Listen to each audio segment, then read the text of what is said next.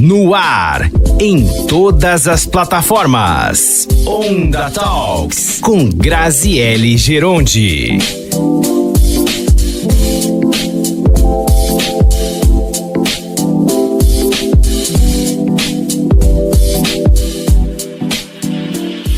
Olá, seja muito bem-vindo a mais um Onda Talks.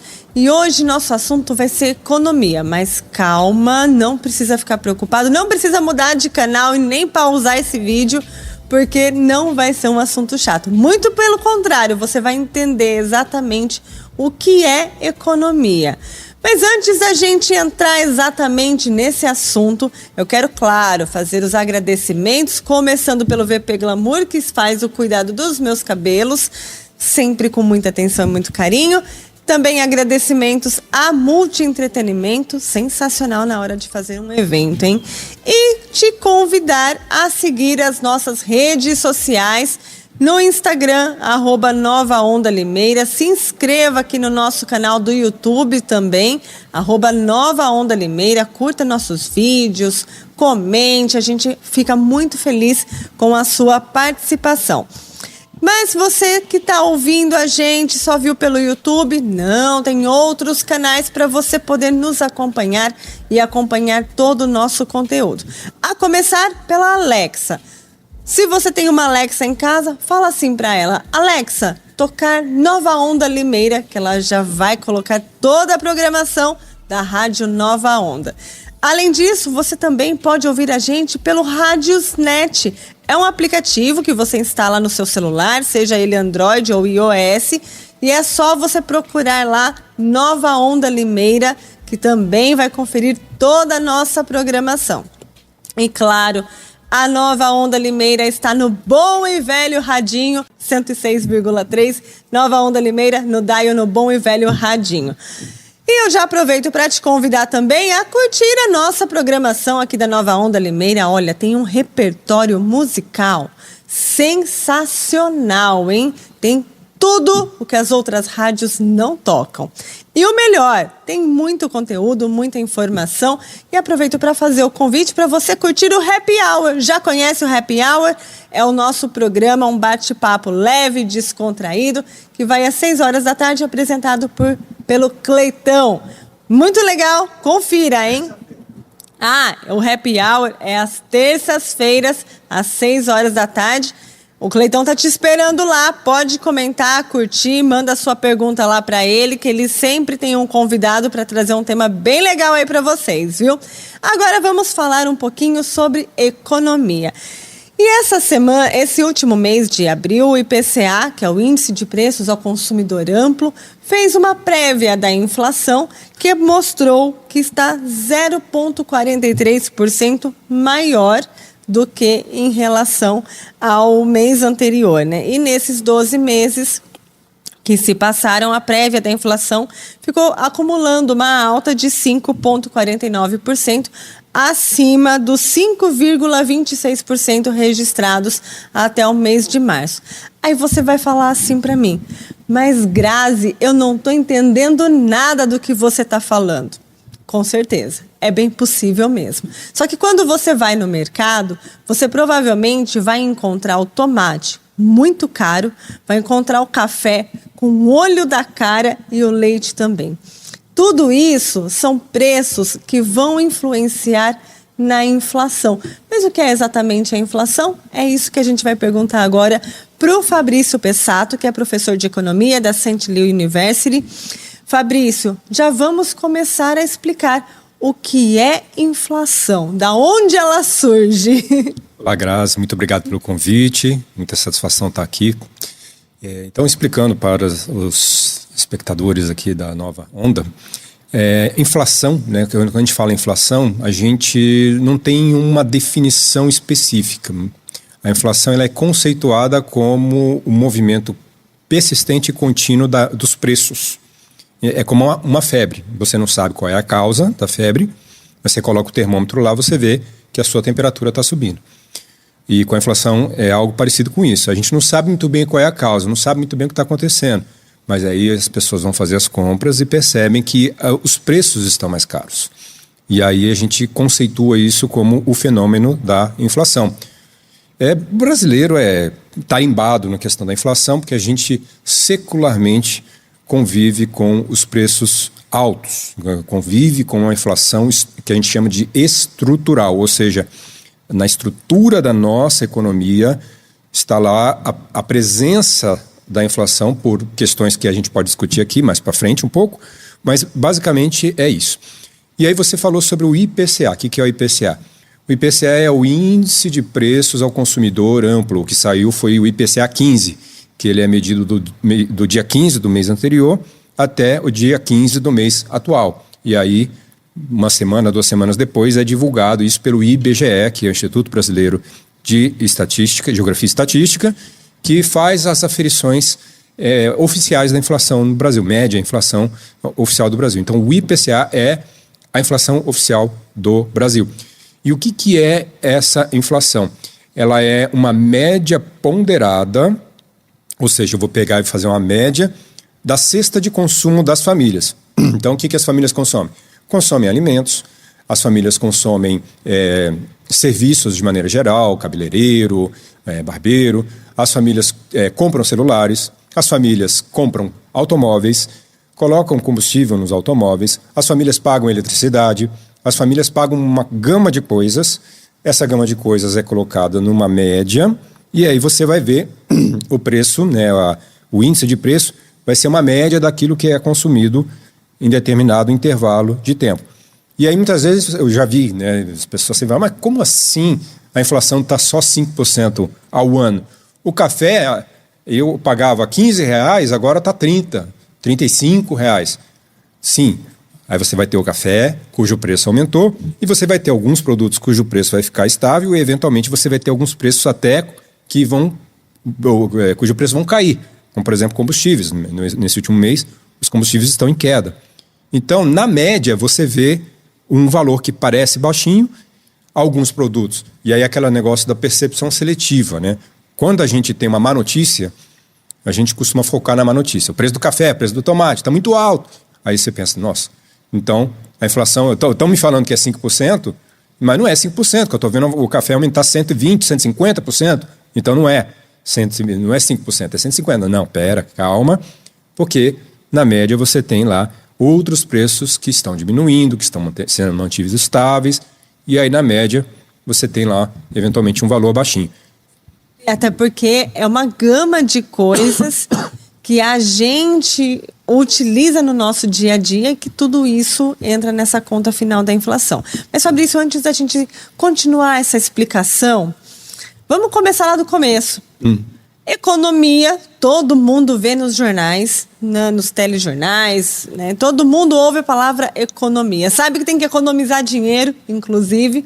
Mas o que é economia, Fabrício? Economia é uma ciência social, para começar. Isso é um ponto importante, ou seja, uma ciência que estuda a sociedade. Embora algumas vertentes da economia se pretendem se vender como matemática pura, e não são, tá? Então, é uma ciência social que estuda como os bens e serviços são produzidos e são comercializados e distribuídos entre os diversos entes da sociedade. E aí já começa uma disputa aqui, se é a sociedade ou se é o indivíduo, dependendo da escola de pensamento econômico que você enfatiza, você vai priorizar um ou outro. Então você tem escolas que falam que tudo se resume ao indivíduo, das escolhas individuais. E tem escolas que vão dizer, não, pera um pouquinho, né? Não existe indivíduo, você nasce numa família. Então, se você nasce numa família, só aí você já tem uma unidade social. Por menor que seja mãe e filho, ou pai e filho, ou alguma coisa, ninguém se faz sozinho, né? Então, já existe um choque aí, não. O indivíduo ele vai maximizar suas escolhas, ele vai escolher aquilo que é melhor, e você vai ter a sociedade decidindo, de alguma forma, né, como é que esses bens e serviços, né, bens produzidos e serviços prestados, vão ser produzidos, prestados e apropriados pelo conjunto da sociedade. Em última análise, o que a gente precisa? A gente precisa do nosso bem-estar. O que é bem-estar? Bem-estar é você ter uma necessidade e, uma vez que você tem essa necessidade, a sua necessidade é atendida. Vamos citar do básico. estamos com fome. O que a gente vai fazer? A gente vai comer, certo? No ser humano primitivo, como é que ele fazia? Ele ia pegar os frutos ou ele ia comer carniça, que o ser humano, tem uma teoria que diz que o ser humano, na sua origem, ele era também um carniceiro, né? Ele comia bicho morto, essas coisas todas, e vai lá, né? Então o trabalho dele é catar os frutos e caçar, eventualmente, mais para frente um pouco, e depois essa era a forma como o ser humano conseguia o alimento. Hoje, a gente não pensa muito a respeito de como os alimentos são produzidos, porque a gente vai ao supermercado, vai lá e compra. E compra com o quê? Compra com o salário que é produto do nosso trabalho. Então, nós vendemos a nossa força de trabalho para quem? Para as empresas que precisam da nossa força de trabalho para produzir os bens e serviços. Com o salário que nós recebemos, a gente vai lá e compra os produtos e serviços produzidos por quem? Pelas empresas. Então, você tem aqui um fluxo, né, que a gente chama de fluxo circular da renda. As empresas nos contratam para prestar serviços, né, para comprar nossa força de trabalho, nos pagam salário. Com o salário que nós recebemos, nós vamos lá e compramos os bens e serviços. Até nós chegarmos nesse sistema tal como nós temos hoje, nós estamos falando em 300 mil anos de história da humanidade, né? Até chegar aqui, nós estamos falando de um período muito, muito curto da história da humanidade. Estamos falando aí de 350 a 400 anos no máximo em que você tem esse circuito acontecendo. Antes disso, a humanidade funcionava de uma forma completamente diferente e o estudo da economia sequer existia. Então a gente costuma estar muito relacionando a economia, o estudo da economia, os economistas, com a chamada economia de mercado, que é esse sistema pensado na forma de algo que vai comprar e vender as coisas a partir da liberdade que as pessoas têm de escolhas, da liberdade de vender a sua força de trabalho e de produzir aquilo que as pessoas desejam dentro daquilo que o sistema econômico e o sistema judiciário permite que sejam vendidos. Mas essa economia ela é muito mais ampla do que isso, né, Fabrício? E aí a gente olha e fala assim, vê, por exemplo, os nossos deputados discutindo uma mudança numa lei, discutindo a implantação de um novo imposto, a CPMF, como a gente já viu lá atrás, entre tantos outros. E aí a gente fala assim, mas isso impacta na minha vida? Eles estão ali discutindo, mas de que forma que isso vai impactar? E o impacto é muito grande e diário, né, Fabrício? Então, a gente tem essa questão, né, antigamente a gente chamava, a economia, ela era chamada de economia política, né? Ou seja, ela estava muito claro para as pessoas que estavam na origem da economia, estudando a economia, que havia uma relação estreita entre a economia e a política. Com o passar dos anos, principalmente nas academias, principalmente britânica e mais recentemente e muito mais fortemente na academia estadunidense, que é onde hoje se formam os grandes pensadores de economia, os grandes prêmios Nobel de economia estão lá. A economia ela é muito mais entendida daquilo que eu falei como uma ciência matemática e não social. Inclusive, o termo em inglês acabou se tornando economics, né, com CS mudo no final, parecido com o physics, que é o estudo da física, mecânica, aquela mecânica newtoniana. Então, eles tentaram colar a economia na física newtoniana, na matemática, e dizer o seguinte, olha, se não está expresso em termos de matemática e modelos matemáticos, não é ciência econômica, é outra coisa. O que não é verdade, muito pelo contrário. A gente precisa ter muito claro que, em economia, todas as decisões que são tomadas por quaisquer entes que você estiver imaginando, alguém vai sair ganhando alguma coisa e, eventualmente, alguém vai sair perdendo alguma coisa. Eu vou dar um exemplo prático para todo mundo entender. Todo mundo fala assim, a inflação prejudica os mais pobres. Isso virou uma máxima, né? Então, isso aí, você fala assim, a inflação prejudica os mais pobres, e aí você vê os analistas, eu vejo muitos jornalistas econômicos dos grandes veículos dizendo assim, não, o Banco Central precisa tomar uma medida porque a inflação prejudica os mais pobres. Isso virou um mantra, uma espécie de verdade absoluta, e não é. Vou te explicar por quê. Quando você tem a inflação significa que alguma coisa está acontecendo lá que está fazendo os preços subirem. Nos últimos anos, você tem um aumento dos preços dos alimentos pelas questões climáticas e você tem um aumento do preço dos serviços, principalmente os serviços menos sofisticados. Do que eu estou falando? Estou falando de cabeleireiro, de empregadas domésticas, de esses serviços menos sofisticados, né? Não desmerecendo, logicamente, mas assim, é diferente um serviço de cabeleireiro, barbeiro, esses pequenos serviços, de um serviço que envolva a prestação de fibra ótica para a internet, para essas coisas. Tá? Quem presta esse tipo de serviço? Geralmente são as pessoas de faixa de renda mais baixa, que vão lá ser servente de pedreiro, vão ser faxineiras, vão ser algum tipo de... abrir um salão de beleza no fundo do quintal da casa dele. Os microempreendedores, essas pessoas. Quando a economia começa a melhorar, essas pessoas se veem assim, facilitadas a aumentar seus preços, porque elas já trabalham com uma margem muito estreita. E aí, eventualmente, aqueles preços vão começar a subir, dessas pessoas de renda muito, muito baixa, e isso vai ter um impacto na inflação.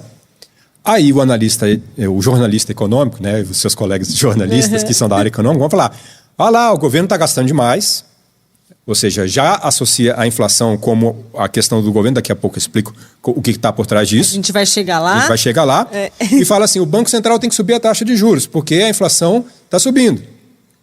Então, a inflação prejudica os mais pobres. Se a inflação está subindo, o Banco Central tem que subir a taxa de juros para evitar que a inflação prejudique os mais pobres. Quando o Banco Central aumenta a taxa de juros, o que vai acontecer? As pessoas vão ter menos condições de comprar as coisas. E aí elas vão comprar menos, por exemplo, veículos, vão comprar menos diversas coisas. E parte dessas pessoas, por quê? O que acontece? Imagina você tem uma empresa. Eu tenho uma empresa de sapatos. Eu estou programando vender 100 mil pares de sapatos. Aí aumentou a taxa de juros, aconteceu um monte de coisa, eu só vendi 80 mil pares de sapatos. No próximo ciclo, eu vou, de novo, contratar pessoas, comprar matéria-prima para 100 mil pares de sapatos? Não. Eu vou diminuir a minha perspectiva. Falar, a economia está esfriando. O pessoal fala, tem que esfriar a economia. O que significa esfriar a economia? Consumir menos. Bom, se vamos consumir menos, o dono da fábrica de sapato fala, eu gastei demais. Não, subir o preço ele não pode, porque as pessoas estão comprando menos, porque as pessoas estão com menos dinheiro. Aí o que eles vão fazer? Bom, já que eu programei 100 mil pares de sapatos, só consegui vender 80 mil pares, eu tive que fazer uma mega liquidação para vender os outros 20 que estavam encalhados, no próximo ciclo de produção, eu não vou, logicamente, pensar em 100 mil pares de sapato, porque a economia está desaquecendo, certo? Então eu vou fazer a minha programação para 80 mil pares de sapato. O que acontece com isso? Eu vou comprar menos matéria-prima e vou demitir 20% da minha força de trabalho. Então, implicitamente, naquela ideia de falar assim, a inflação está prejudicando mais pobres, o Banco Central tem que tomar uma atitude. Quem que vai ser prejudicado? Os mais pobres, que vão ser demitidos daquela fábrica de sapato, aqueles 20%. Aqueles 20% vão deixar de comprar os serviços de salão de beleza do fundo do quintal da moça que por uma atitude empreendedora resolveu abrir, e aí ela fala, nossa, agora eu estava cobrando, sei lá, R$100 pelo corte de cabelo, agora eu não consigo mais vender, eu vou ter que baixar o meu preço, eu baixo para 80, para 70, para tentar conseguir manter a minha clientela, porque parte perdeu o emprego e outra parte está ali, não sabe se vai, se não vai, diminui o número de cortes porque acha que pode ficar desempregado e tudo. Ou seja, quem que prejudicou no final das contas? Exatamente o mais pobre.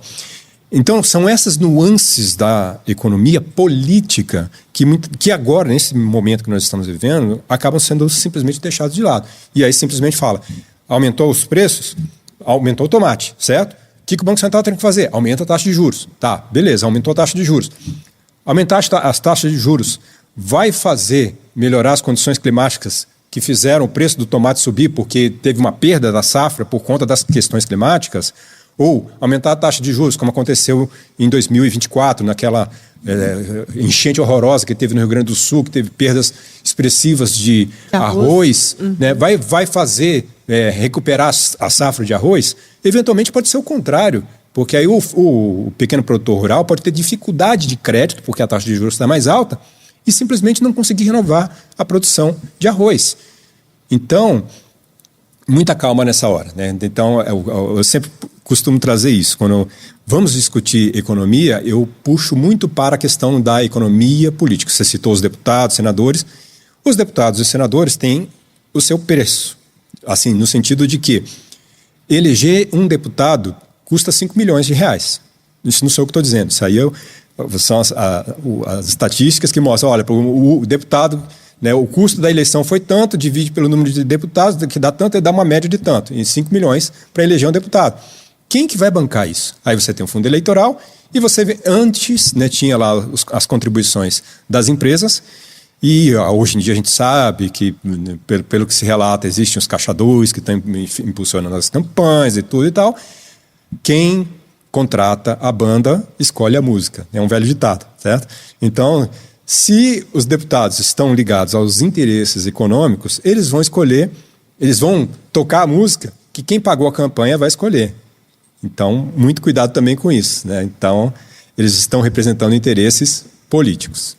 Mas que acabam, com certeza, influenciando nas nossas decisões. E aí a gente estava falando muito sobre a inflação, né? A gente teve um período, ali nas décadas de 80, 90, que quem é um pouco mais velho, que está nos acompanhando, vai conseguir se lembrar que foi um período complicadíssimo para o Brasil. A gente estava saindo de um regime ditatorial, indo para um regime democrático, que foi ali entre 1980 e 1990, e que a gente viu níveis de inflação chegarem nas alturas, né? Há históricos de que a inflação chegou a mais de 6.000%, 6.800%, né? Foi o que eu encontrei ontem na internet, não me corrija se eu estiver errada. E aí eu lembro até de muitas vezes os meus pais irem no supermercado, pegarem longas filas para poder comprar carne, ou era tudo muito limitado, podia levar 5 litros de leite, não podia levar mais do que isso. Enfim, foi um período... E os preços mudavam diariamente, de manhã era um preço, à tarde era outro, né? Isso era por conta da inflação, isso era por conta do movimento político. O que aconteceu nessa época? E eu já emendo outra pergunta. Tem riscos de voltar a acontecer isso, Fabrício?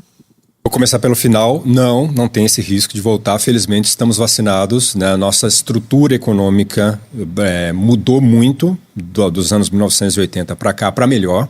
Então, eu não vou dizer que é impossível, mas é altamente improvável que isso aconteça. Depois eu posso até explicar as condições que estão lá colocadas. Eu já vi muita gente em outros períodos recentes falando, nós vamos voltar a ter hiperinflação de forma até irresponsável, porque isso, quando a pessoa fala, vai ter um caos na economia, e é uma pessoa que tem a possibilidade de falar com milhares, talvez milhões de pessoas, isso gera uma expectativa preocupante. E as pessoas acabam se baseando naquela informação que é uma informação falsa. E muitas vezes tomam atitudes irracionais pensando naquela falsa notícia que teve. Então, não. Muito altamente improvável que nós venhamos a assistir novamente a hiperinflação que nós tivemos nos anos 1980. Agora, no que diz respeito à inflação dos anos 1980, é aquela história, né? Muitas vezes você tem os recortes da história e você fala assim, a ditadura militar foi muito boa. Eu vi muitas pessoas falando assim, a ditadura militar foi maravilhosa. O Brasil crescia a taxas de 15%. Então, espera um pouquinho. Se a ditadura militar foi muito boa, por que será que ela acabou? Se uma coisa está muito boa, você vai falar, vamos manter isso aqui, né? Vamos manter isso aqui funcionando. Claro. Então, eu vou explicar bem brevemente o que aconteceu, que essa inflação dos anos 1980 foi consequência direta das medidas que foram tomadas a partir de 1967 no governo dos militares. A começar por um negócio chamado de obrigações reajustáveis do Tesouro Nacional, palavrão, né? O que é isso? O governo ele precisava pegar dinheiro emprestado para se financiar. Só que a inflação estava muito alta. Já naquele período, você tinha inflação de 60%, 50%, 60% ao ano, né? Uma inflação muito alta. E aí as pessoas não compravam os títulos do governo porque perdia para a inflação. O governo teve uma ideia básica. Bom, se as pessoas não estão comprando por causa disso, vamos recompor a inflação nos títulos do governo. Então, eu vendo meu título, se a inflação foi de 60%, você vai ganhar 60% mais 10%, certo? Aí, beleza, então eu vou comprar o título do governo. Ótima ideia, não é? Aí fala assim, bom, imagina você é um empresário, uma empresária, né? Você é uma empresária, está lá, e aí você fala assim, eu vou investir num empreendimento. Mas o governo está me dando 60% da inflação, então não vou nem precisar me preocupar em contratar pessoas, essas coisas todas, já vou e compro direto o título do governo. Em que circunstância você iria criar uma empresa? Se eu puder repassar automaticamente a inflação de 60% para o meu preço final. Então o governo começou a indexar a inflação, ou seja, inflação passada passa a influenciar a inflação presente e a inflação futura. Vamos traduzir isso para quem está nos ouvindo. Por exemplo, essa caneta, ela custaria R$1. Certo. Hoje, né? Na época era outra moeda. Custa R$1. Quanto que custaria para o final com essa indexação de porcentagem? Se a inflação foi 10%, ela vai custar R$1,10, independentemente do que acontecer. Entendeu? Então, automaticamente, eu, empresário, a inflação foi 10%, eu quero 10% em cima do preço. Você percebe que a caneta nunca vai custar 90 centavos. Ela vai sempre aumentando de preço. Porque a inflação passada, de 10%, foi incorporada no preço dessa caneta. Aí tem mais 10%. A caneta vai custar 1,21, né? Porque não é 1,10, né? É juros sobre juros, é taxa sobre taxa. E aí os trabalhadores falam, e eu? Meu salário com isso? Eu não consigo comprar as coisas. E aí o que acontece? Nos anos 1970, o governo criou uma circular 10, essa era a medida, que passou a dar alguma recomposição do salário. Lembrando que estávamos sobre um regime ditatorial, sobre um negócio chamado Ato Institucional número 5, vulgo AI-5, e que você não podia fazer nenhum tipo de agremiação, de nenhum tipo de reunião para fazer qualquer tipo de reivindicação. Então os sindicatos foram jogados na ilegalidade, certo? Da mesma forma como a imprensa também não podia noticiar não isso podia que fosse contra o governo. Quem é menos novo como eu, né, se lembra que na tarde da televisão aparecia assim, este programa foi liberado pela censura federal. E você tinha censura dentro dos jornais e um famoso jornal, quando determinada notícia era censurada, ele publicava a receita de bolo na capa. Né, Foi o Estadão, o Estado de São Paulo publicava a receita de bolo na capa. Então todo mundo já sabia como era uma notícia ruim para o governo censurava e o jornal publicava uma receita de bolo. Então era assim. Isso é censura, tá? Isso é censura. Né? Censura não é, porque eu não posso falar. Você tem um censor dentro do jornal dizendo que você não pode pensar, que você não pode escrever, isso é censura. Isso aconteceu nos anos 70. Então, as pessoas não podiam fazer agremiação, não podiam se reunir para reivindicar um aumento de salário, e o governo dava o aumento de salário que ele queria. Então, essa circular número 10 dizia que ia ter uma recomposição de inflação. Pelo índice de preços do IGP, que era, não, um índice de preço muito mais baixo. Então, a inflação subia isso, o salário subia isso. O PIB cresceu bastante? Cresceu, que foi uma maravilha. Um período que ficou conhecido como milagre econômico. Mas cresceu às custas do quê? De você não ter o poder de compra das famílias, principalmente das famílias de baixa renda, crescendo na mesma proporção. Então, entre o início da ditadura militar e o final da ditadura militar, as estimativas são de uma perda entre 50% e 60% do salário mínimo. Então, o salário mínimo fez isso no governo dos militares. Despencou. Foi lá embaixo. Foi lá embaixo. Quando houve a redemocratização, primeira coisa que falaram, não, é justo que se você tem uma inflação de 20%, o salário tem que subir 20%.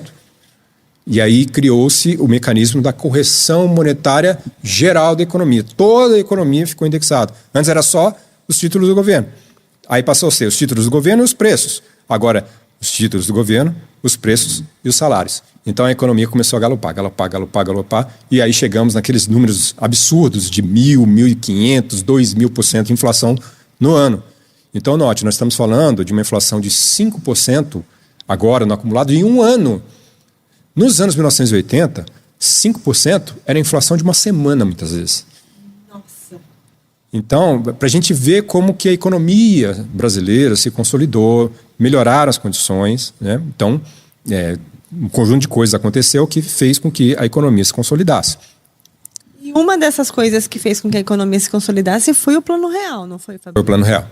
O Plano Real foi importantíssimo, porque ele promoveu a estabilidade da moeda pela hiperindexação de uma moeda. Então, se foi lançada uma moeda, que era a unidade real de valor, que era indexada ao dólar. Então, você pegou $1 é igual a uma unidade real de valor. E deixou o chamado Cruzeiro Real circular. Isso foi em 1993.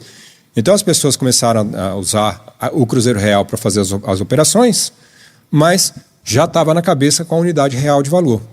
Então, todo mundo já tinha uma calculadorinha, já fazia as contas automaticamente, e a unidade real de valor depois virou a moeda chamada que nós temos até hoje, que é o real. Isso deu a estabilidade do real.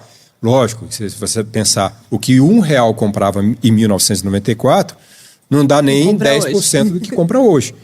Mas nós estamos falando de um país que saiu de uma hiperinflação, né, de uma inflação de mais de 2.000%, 3.000% em um ano, para uma inflação que naquela época chegou a 20%. Então, para nós, eu que vivi aquela época, falando, nossa, inflação de 20%, pô, maravilha, né? Tá lindo. Tira de letra.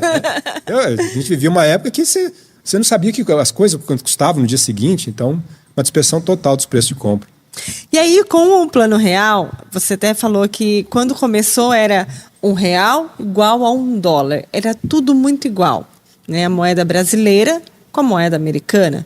A moeda americana, ela é o que rege o mundo praticamente, não é, Fabrício? Por que o dólar influencia tanto a nossa economia, Fabrício?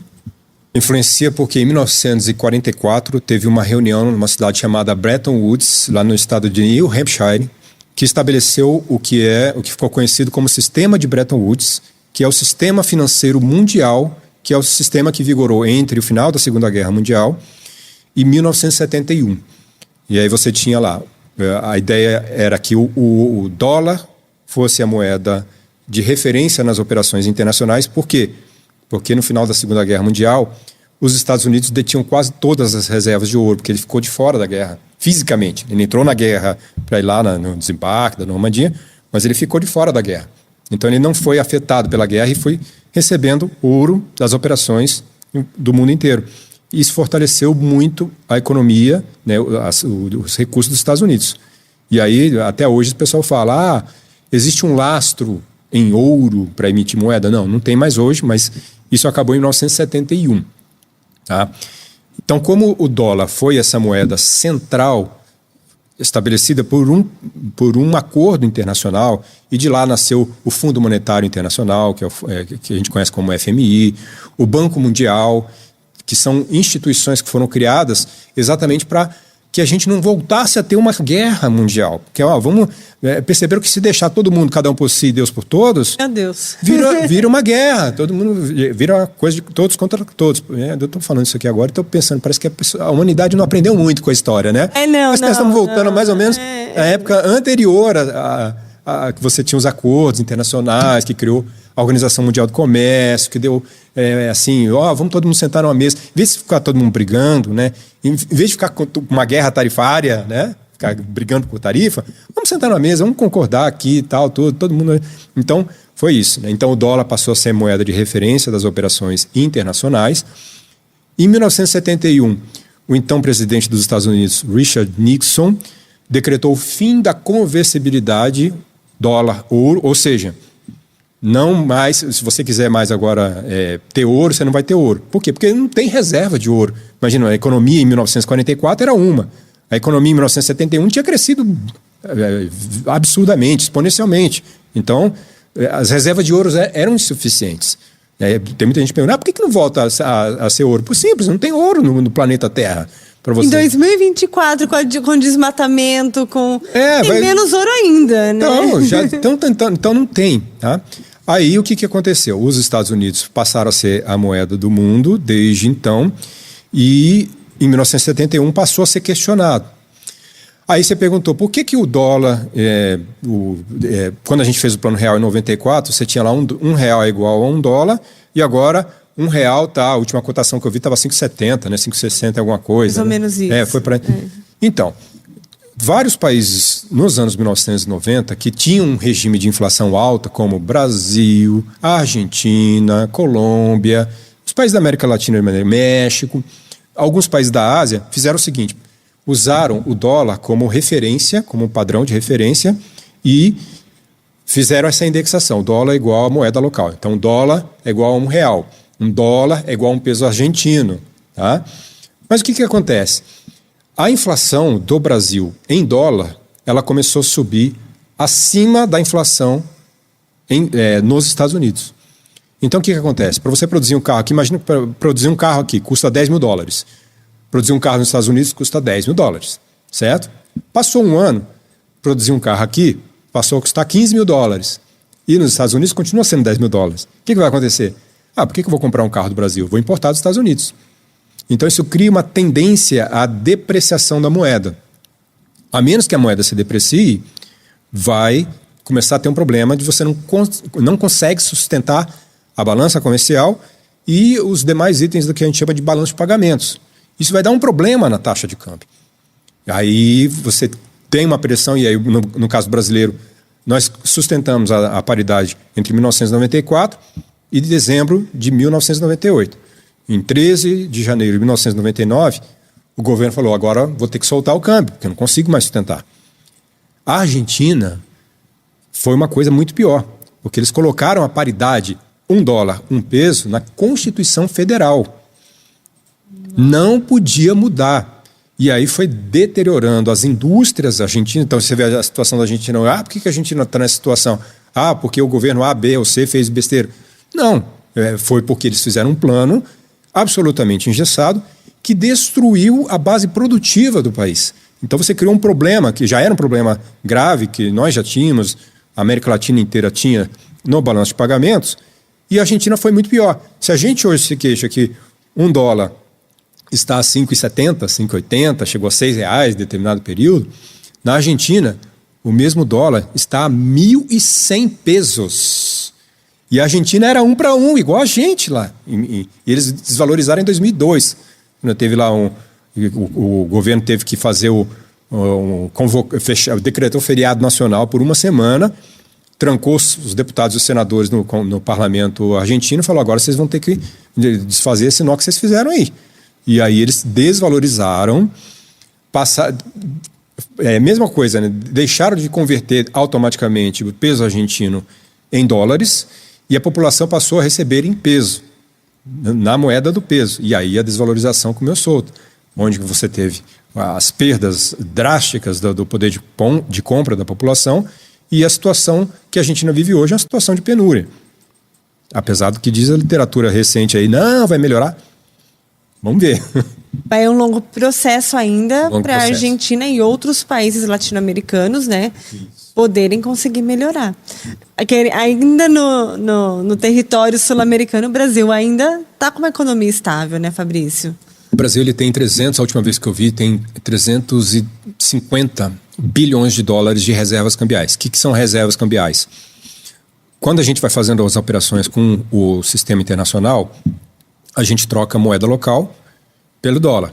E o Banco Central ele vai comprando esses excessos de dólares que estão circulando na economia e vai guardando. É como se guardando embaixo do colchão, não é embaixo do colchão, né? Na verdade, vai guardando, vai fazendo as aplicações no Tesouro Americano, vai fazendo operações nos sistemas internacionais de compensação, então vai estocando esse dinheiro. Quando tem uma emergência, é a mesma coisa. Você tem seu salário, você está ganhando dinheiro, e aí você vai guardando parte do seu salário.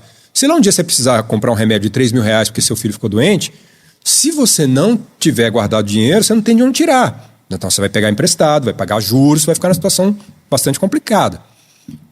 Guardadas as proporções, no sistema internacional é mais ou menos a mesma coisa. As reservas cambiais são aquela poupança que os países fazem para enfrentar eventuais dificuldades no mercado internacional. Então o Brasil tem hoje aproximadamente 350 bilhões de dólares em reserva, a Argentina tem menos de 20 bilhões de dólares de reserva. Qualquer gripe que eles pegam lá, a gente já desestrutura completamente a economia. Então essa é a diferença entre o Brasil e a Argentina. Então quando me perguntam, o Brasil não corre risco de virar Argentina, teve um doido aí que falou na época da eleição, não, o Brasil vai virar Argentina e vai virar Venezuela. Ou vai virar... Não vai, nós temos 350 bilhões de dólares de reserva, né? Não tem como. A gente consegue sustentar o país consegue enfrentar. Desvaloriza, vai para 3. Saiu tempos atrás, na pandemia, 3,20, foi para 5 e tanto, depois voltou para 4, depois subiu. Tem essas oscilações. Mas é a vida, né? A gente vai tocando do jeito que dá. Agora, essa hiperinflação dos anos 80, muito pouco provável que aconteça. Perfeito. E aí, Fabrício, voltando ainda, né, a gente percebe que nesses últimos anos a gente tem encontrado preços muito absurdos, né? Por exemplo, gasolina. Gasolina teve uma época durante a pandemia que chegou a custar R$7 aqui pra gente. Hoje o café que antes custava R$3, hoje está em R$21.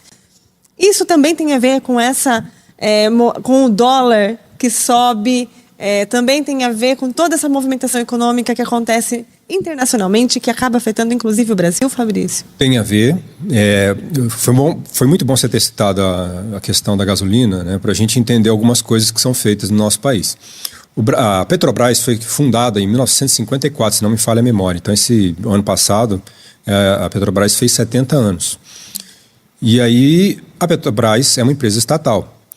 Se a empresa estatal, são recursos da sociedade que foram arrecadados na forma de impostos e foram colocados lá. Por quê? Porque se percebia que a gente precisava ter aquilo. A gente não podia ficar dependendo do petróleo internacional. A gente tinha que pesquisar e ter o nosso próprio petróleo. Certo? Bom, com o passar dos anos, a gente foi descobrindo outros poços de petróleo. Descobrimos o pré-sal em 2008, 2009, se não me falha a memória, algum período desse tipo. A gente começou a investir mais em refinaria de petróleo. E aí, lá pelas tantas, descobriram que tinha um escândalo de corrupção na Petrobras. Nunca tinha acontecido, né? Nunca. Passou os militares, não tinha escândalo de corrupção na Petrobras, passou a redemocratização. Nunca teve. Não, né? Começou lá, de repente, teve um escândalo de corrupção na Petrobras, tá? E aí, começaram a falar assim, bom, você está tendo escândalo de corrupção na Petrobras, a gente precisa arrumar um jeito de tirar o governo de dentro da Petrobras. Então, o que foi feito? Primeiro, começaram a privatizar a refinaria. Começaram a vender a refinaria, vender os oleodutos, porque não, ali tem corrupção. Então, se tem corrupção ali, a gente tem que ir vendendo ali, tá? Como se no setor privado não tem corrupção, só no setor público, né? Bom, o que a gente está fazendo com isso? Se você tem o Estado gerenciando algo, a premissa do Estado gerenciando algo é maximizar o bem-estar da sociedade, ou seja, eu quero fazer com que a sociedade tenha o máximo de acesso aos bens e os serviços que eu puder prestar. Se o setor privado não entrega, o Estado vai lá e entrega. Imagina se a gente não tivesse uma Eletrobras. A gente não teria energia no país. O Estado foi lá e investiu. Por que foi lá e investiu? Porque o setor privado tinha dinheiro e nem queria investir nisso, porque era um negócio de alto risco. Então, o Estado foi lá e investiu. Depois que está tudo funcionando, eu falei, bom, agora vende para mim aqui. Agora eu quero. Aí não vale, né? Não dá para brincar assim. Mas é exatamente isso que aconteceu. Então, em 2016, qual foi uma forma que eles conseguiram de tirar o Estado de dentro da Petrobras? Indexar o preço da gasolina ao petróleo internacional e ao dólar. Como se o Brasil fosse um importador de petróleo do mundo. Como se a gente não produzisse 80% do petróleo que nós usamos aqui. Nós importamos derivado, ok, tá? Mas a produção está aqui no Brasil. Então, por que foi feito isso? Não, para tirar as mãos do governo de dentro da Petrobras, porque tem corrupção? Errado. Porque 40% do capital da Petrobras já estava na mão de acionistas estrangeiros. Se alguém tem dúvida do que eu estou falando, pega lá o balanço da Petrobras e vê lá o tanto de capital estrangeiro que tinha. Então, entre 2016 e 2022, nós pagamos petróleo, nós pagamos gasolina a preço de dólar para remunerar os investidores internacionais. Então, a gente deixou de comprar arroz e feijão, deixou de comprar produtos de bens de consumo de maneira geral, porque a gasolina ficou mais caro. Aí, em 2023, mudou o governo e falou, não queremos mais fazer isso. Senão, para que serviu 70 anos de investimento da Petrobras? Vamos colocar o preço de volta, com uma média ponderada e tal, para que as pessoas possam voltar a comprar gasolina, óleo diesel, né? O diesel volta a ficar um preço razoável, tá? Voltem a ter gás, né? Porque as pessoas não estavam comprando gás. Teve gente que morreu queimada, né? Queimou a casa, porque foi cozinhar com álcool e queimou a casa. Então as pessoas não estavam tendo acesso aos bens de consumo. Então, se você pegar o preço desses derivados de petróleo de 2 anos para cá, eles caíram. Por quê? Porque nós abrasileiramos o preço dos derivados de petróleo, que é algo que faz todo sentido, certo? Mas aí você tem alguns problemas conjunturais. Eventualmente você vai ter, por exemplo, um aumento dos preços de maneira geral, aí o governo não tem como, porque uma parte é importada. Quando começou a pandemia, ninguém saía de casa, os preços do petróleo despencaram no mundo inteiro. Tem uma referência de petróleo internacional que é WTI, que é o petróleo americano. Ele chegou a ser cotado em preço negativo, abaixo de zero. Então, que se alguém tivesse uma piscina naquele momento e conseguisse encher a piscina de petróleo, estava rico, ia ganhar dinheiro para encher a piscina de petróleo, e depois, quando saiu da pandemia, o preço do petróleo voltou a subir. Eu me lembro de ter pagado R$3,30 na gasolina, uma vez que eu precisei sair, porque eu não saí de casa. Os pneus do meu carro murcharam, né, que ficaram lá parados, e aí ninguém... Mas aí, depois que foi voltando, você saiu de um momento que, primeiro, o mundo tinha parado de produzir petróleo, tinha parado de refinar os derivados de petróleo, e, de repente, a economia mundial voltou tudo de uma vez. Ou seja, você teve uma demanda, uma procura repentinamente muito alta, aí nós estamos falando de 2021, no momento em que a produção de petróleo e dos derivados de petróleo estavam lá embaixo, estavam deprimidos. Aí o preço sobe. Tá? Todo mundo quer alguma coisa, mas aquela coisa não está sendo produzida, o preço daquela alguma coisa sobe. Isso serve para petróleo, serve para laranja, serve para banana, serve para dólar, serve para tudo. Serve até para o café, né? Até para o café. O café, né? Vamos lá, né? O café estava R$12, eu pagava 12, agora eu estou pagando 30, R$33. Por quê? O ano passado, os cafezais tiveram uma seca intensa e queimadas. Cafezais inteiros foram destruídos. Se você digitar nos buscadores aí, você vai ver que foi fartamente noticiado, naquele momento que os cafezais estavam queimados, fala, olha, daqui para frente o preço do café vai explodir e nós vamos ter 3, 4 anos até recuperar o ciclo do café de produção para a gente voltar ao que era anterior a 2024, para o preço do café baixar. Em paralelo, no mundo inteiro o preço do café está subindo, também por questões climáticas. Então, Colômbia é o grande produtor de café, também tiveram uma seca intensa. Aí tiveram uma queda da produção. Aí o café no mundo inteiro aumentou. Se o preço lá fora está aumentando, o que faz o cafeicultor? Eu vou vender aqui no Brasil ou vou vender fora do Brasil? Que eu estou recebendo em dólar. Fora que eu ganho mais. Ganho em dólar. Né? É isso, né? O sistema é isso. Quem paga mais, leva. Né? Quem paga mais está levando. E foi isso que aconteceu. Os cafeicultores passaram a exportar muito mais. E aí, exportando, falta café aqui. A gente exporta o melhor café. Tem isso também, né? A gente às vezes não pensa muito nas coisas, como elas... As coisas são sutis, muitas vezes. A gente fala assim, esse café aqui é modelo de exportação, tipo exportação. Quando a gente fala que alguma coisa é tipo exportação, o que você pressupõe? Melhor. É o melhor. Ou seja, para nós, Brazuca aqui fica... Pior. Fica a rapa do tacho, né? Então o café que nós consumimos aqui é um café mais ou menos. Aquele né? Café cheio de palha, café que não tem gosto de café e por aí Agora, vai, o café tipo exportação, se você for comprar um café tipo exportação no mercado, se o básico está R$35, o café tipo exportação vai estar R$45, R$50. Né? Então, porque é exportação. Isso aqui a gente manda só para os europeus, para os americanos, né? Por que os europeus e americanos têm que ter melhor do que a gente, né? Aí a gente entra numa questão que é cultural, mas essa cultura, como eu falei, ela deriva de um contexto histórico, político e social. O contexto histórico, político e social é esse pessoal que está aqui, né? Por favor, com muitas aspas aqui, não é isso que eu penso, mas é o que acontece no geral. Né? Essa galerinha que está aqui nesse país eco é ralézinho. Vamos deixar o café de segunda linha, vamos deixar os produtos de segunda, o carro de segunda linha. Tudo de segunda linha. Isso aqui, a pobraiada aqui, a gente deixa as coisas bem vagabundas. Agora, não, para os europeus, vamos mandar os negócios bonitão, né? Vamos exportar as coisas melhores e tal. Né? Tinha uma coisa horrorosa que acontecia nos anos 80, eu me lembro disso com vergonha, de ver as pessoas falando, me perdoe, eu vou falar isso aqui com um pesar horrível, assim, de lembrar dessa expressão. O pessoal falava mulatas tipo exportação. Você já ouviu essa expressão? Já vi essa expressão. Horrível, que é uma expressão racista e uma expressão absolutamente elitista. Quer dizer, desrespeitosa com as mulheres, machista, racista. E falavam isso, não, essa aqui é mulata tipo exportação. Como assim, gente? Né? Então, é para a gente entender que a cultura que nós temos, ela deriva de questões sociais, políticas e econômicas. Por isso que a gente, voltando à fala inicial, economia é política. Alguém está ganhando, alguém está perdendo.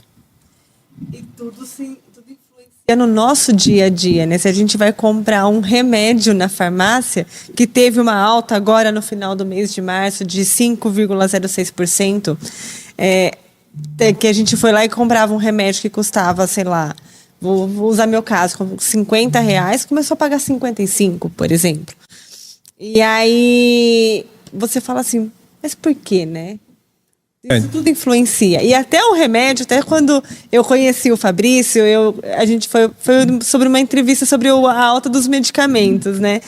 E aí você me explicou que isso tinha muito a ver com uma decisão que foi tomada lá na década de 90, Fabrício. O que aconteceu? Vamos trazer essa história aqui para o pessoal. Essa história é ótima. Nós passamos desde a era Vargas, nos anos 1930, até os anos 1970, entendendo que a gente precisava industrializar o país, porque o Brasil era um produtor de café, um fazendão de café, e o Vargas lá atrás, visionário que falou, a gente não vai conseguir sustentar um país à época eram 50 milhões de pessoas, só plantando café. A gente vai precisar ter alguma coisa extra. Então a gente vai industrializar o país, comprou uma briga com as oligarquias paulistas e mineiras, que eram basicamente produtoras de bens agrícolas e pecuárias, essas coisas todas, e falou, nós vamos industrializar o país. E nós montamos um modelo de industrialização que era substituição de importações. Então, você tinha lá determinada... A gente importa sapato. Não, peraí, isso aqui a gente consegue produzir. Então, vamos produzir sapato aqui. Então, cria-se uma barreira tarifária, essa é parecida com o que o Trump está fazendo, né? Você cria uma barreira para a importação de sapato e você incentiva localmente as indústrias a produzirem sapatos. Geram empregos aqui, ok, maravilha, o sapato é produzido aqui e você deixa de ter um problema no balanço de pagamentos. Show, é isso. Só tem um pequeno problema. Quando você faz esse tipo de coisa, você tem que visar também gerar um excedente para exportar. E aí, essa barreira que foi construída, no final das contas, gerou uma proteção do mercado de tal maneira que o sapato aqui acabava custando muito mais caro que o sapato de fora. E ficou essa pressão. As pessoas aqui pagando muito caro no sapato e a gente não conseguia exportar sapato, não gerava uma estrutura no balanço de pagamentos.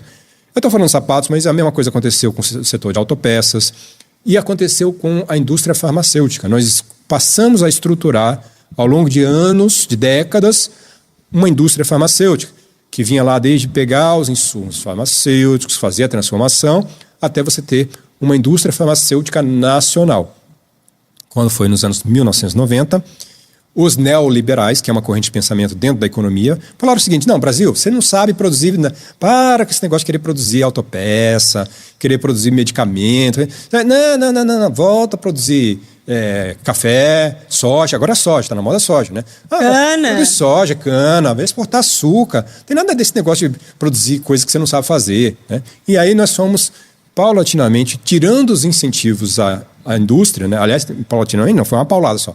Tira os incentivos para a indústria, de maneira geral, a indústria quebra, e aí nós vamos passar a importar dos outros países. Quem é o principal exportador de insumos farmacêuticos no mundo hoje? China. O que a China fez? A mesma coisa que nós fizemos, só que eles estavam estruturando isso já pensando em exportar. Olha a diferença, né?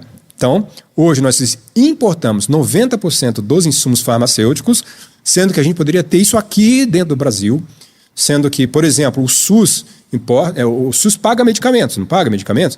Sai dos nossos impostos. Ora, você está saindo dos nossos impostos, o dinheiro que a gente paga pelos medicamentos, não seria melhor que a gente tivesse uma indústria farmacêutica nacional que nós conseguíssemos produzir aqui, ao invés de ter que importar insumos e outros remédios de outros países?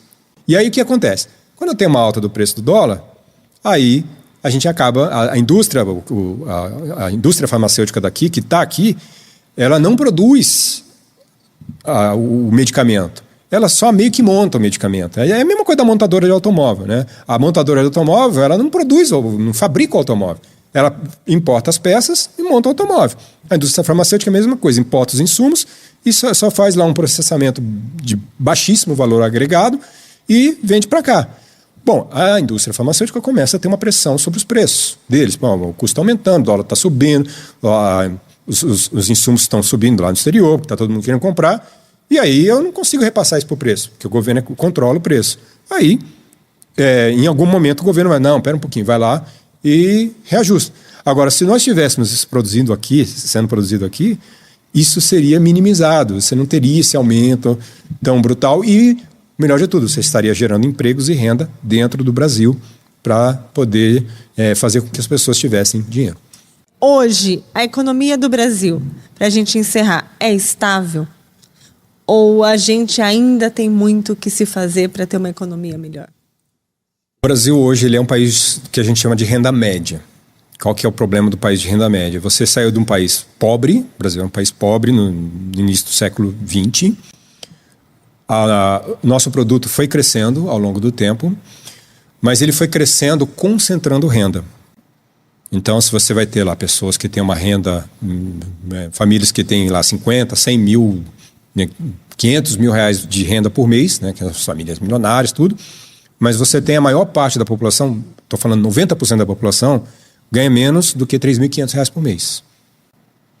Então, isso gera um problema, tá? Porque você tem uma alta concentração de renda.